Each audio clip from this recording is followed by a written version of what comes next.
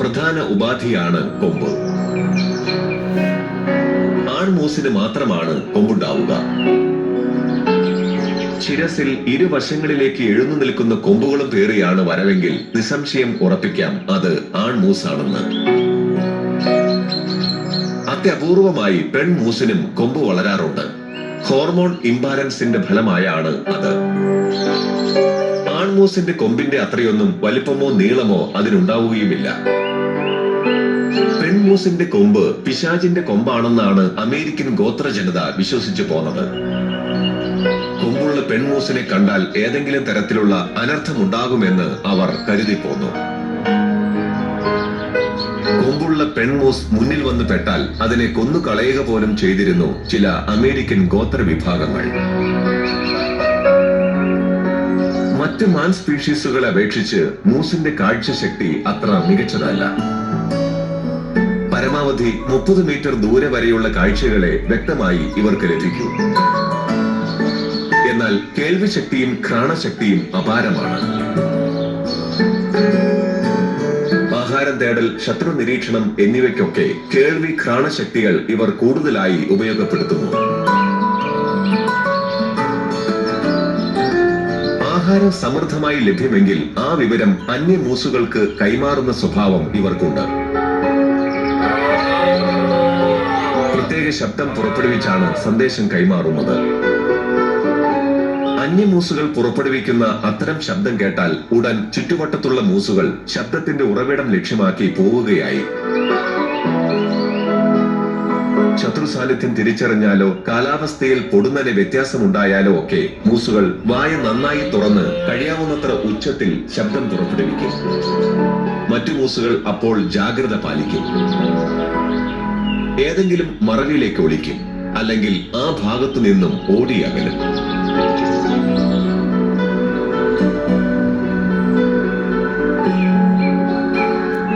ആൺപെൺ മൂസുകളിൽ പൊതുവിൽ കാണപ്പെടുന്ന ഒരു സവിശേഷതയാണ് കഴുത്തിലെ തൊങ്ങൽ. ആൺമൂസിന്റെ തൊങ്ങലിന് അതേ പ്രായത്തിലുള്ള പെൺമൂസിന്റെ തൊങ്ങലിന്റെ ഇരട്ടിയിലേറെ വലിപ്പമുണ്ടാകും. പ്രത്യേകിച്ച് യാതൊരു ദൗത്യവും ഈ തൊങ്ങൽ നിർവഹിക്കുന്നില്ല. ബ്രീഡിംഗ് സീസണിൽ ആൺപെൺ മൂസുകൾ അന്യോന്യം ആകർഷിക്കപ്പെടുന്നതിന് തൊങ്ങലും ഒരു ഘടകമായി വർത്തിക്കുന്നു എന്ന് മാത്രം.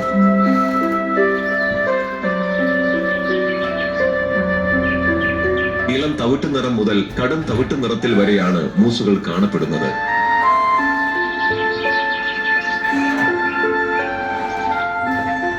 പൂർണ്ണ വളർച്ച കൈവരിച്ച ആൺമൂസിന്റെ ശരീരം കറുപ്പ് കലർന്ന തവിട്ട് നിറത്തിലായിരിക്കും. പെൺമൂസിനാകട്ടെ ഇളം തവിട്ട് നിറവും.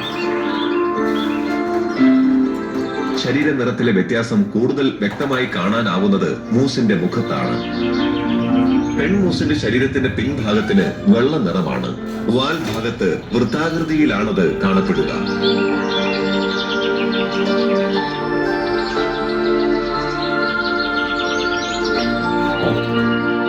മൂസിന് താരതമ്യേന സ്വാഭാവിക ശത്രുജീവികൾ കുറവാണ്. മറ്റ് മാൻ സ്പീഷീസുകൾ ശത്രുജീവികളിൽ നിന്നും കൊടിയ ഭീഷണിയും വെല്ലുവിളിയും നേരിടുമ്പോഴാണിത്.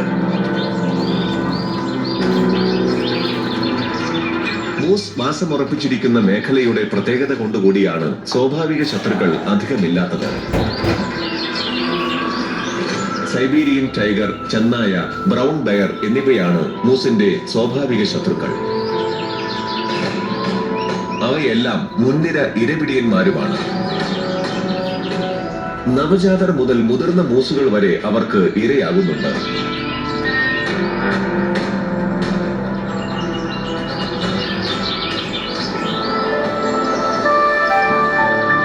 ഭൂമുഖത്ത് നിലവിൽ 10 മുതൽ 15 ലക്ഷം മൂസുകൾ ഉണ്ടെന്നാണ് കണക്ക്. അവയെ 9 ഇനങ്ങളായി തിരിച്ചിരിക്കുന്നു. അധിവാസ മേഖല, നിറച്ചാർത്ത്, ശരീരവലുപ്പം, ആഹാരക്രമം തുടങ്ങിയ കാര്യങ്ങൾ അടിസ്ഥാനമാക്കിയാണ് ഈ തരംതിരിക്കൽ. യൂറേഷ്യൻ മൂസ്, എക്കൂട്ടിയ മൂസ്, അമോർ മൂസ്, ഈസ്റ്റ് സൈബീരിയൻ മൂസ്, ഈസ്റ്റേൺ മൂസ്, വെസ്റ്റേൺ മൂസ്, അലാസ്ക മൂസ്, ഷിറാസ് മൂസ്, കൊക്കേഷ്യൻ മൂസ് എന്നിവയാണ് അവ. അലാസ്ക മൂസാണ് ശരീര വലുപ്പത്തിലും ഭാരത്തിലും ഒന്നാം സ്ഥാനത്തുള്ള മൂസിനം. അലാസ്കൻ മൂസ് എന്നും ജയന്റ് മൂസ് എന്നും ഇവർ അറിയപ്പെടുന്നു. ഏറ്റവും ചെറിയ ഇനം മൂസ് അമൂർ മൂസാണ്. ഉസൂറിയൻ മൂസ് എന്നും ഇവർക്ക് വിളിപ്പേരുണ്ട്. ശരീരപ്രകൃതിയിലുള്ള വ്യത്യാസം പോലെ തന്നെ ഓരോ ഇനം മൂസിനും പ്രത്യേകമായ ജീവിതക്രമവും ആഹാരക്രമവും ഒക്കെയുണ്ട്.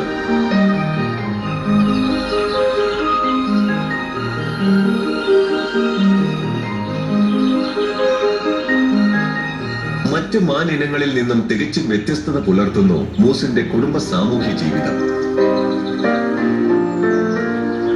ഒറ്റയാൻ ജീവിതം ഇഷ്ടപ്പെടുന്നവരാണ് ആൺമൂസുകൾ.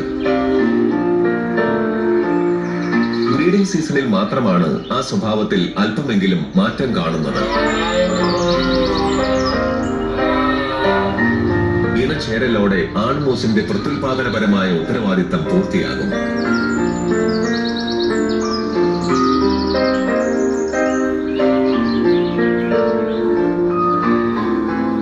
പെൺമൂസുകൾക്കിടയിൽ മാത്രമാണ് ഇഴയടപ്പമുള്ള കുടുംബ സാമൂഹ്യ ജീവിതം പുലരുന്നത്. അമ്മ മൂസും കുഞ്ഞുങ്ങളും തമ്മിലുള്ള ആത്മബന്ധം സുദൃഢവും ഊഷ്മളവുമാണ്. ഒരു വയസ്സാകും വരെ മൂസ് കുഞ്ഞുങ്ങൾ അമ്മയുടെ പരിചരണവും പരിലാളനയും വാത്സല്യവും ആവോളം അനുഭവിച്ചാണ് വളരുന്നത്. ശേഷം സ്വാശ്രയ ജീവിതത്തിലേക്ക് പ്രവേശിക്കുകയായി. മൂസിന്റെ അത്തരം ജീവിത കാഴ്ചകളും വിശേഷങ്ങളും ഇനിയും ഏറെയുണ്ട്.